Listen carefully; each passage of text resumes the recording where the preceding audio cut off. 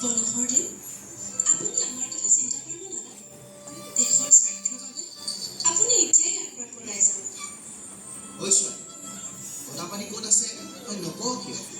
নকওঁ, তহঁতৰ অত্যাচাৰত এই জয়মতীৰ প্ৰাণ গলেও বংশৰদেৱৰ সন্ধান মই কেতিয়াও নিদিওঁ। আহিলেও আপোনাৰ ত্যাগৰ বিনিময়ত আমি আজি জয়মতী চিনেমাখনৰ শ্বুটিং সম্পূৰ্ণ কৰিলোঁ। আমি আপোনাৰ ওচৰত চিৰকৃতজ্ঞ।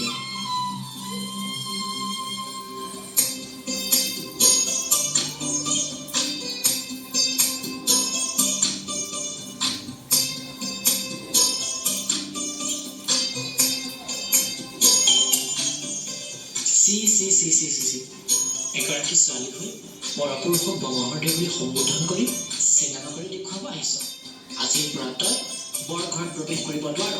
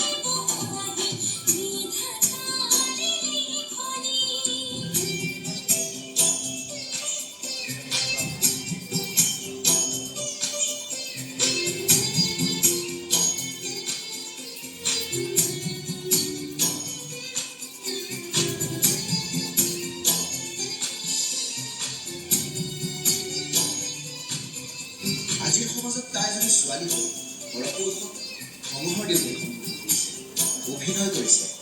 তাই আমাৰ সমাজলৈ কলংক সানি দিছে। তাইক ঘাটে পানীয়ে নিষেধ কৰা আৰু তাইক যাতে কোনেও বিয়া নকৰায় আৰু যোন পুৰুষে তাইক বিয়া কৰাব তেওঁক আমাৰ সমাজৰ পৰা উঠৰিয়া কৰা।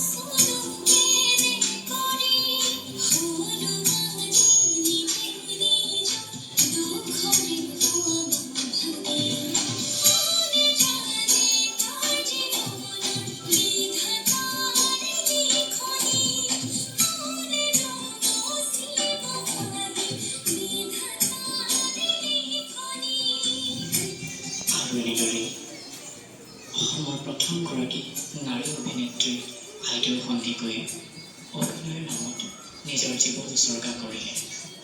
এই মহাশিল্পী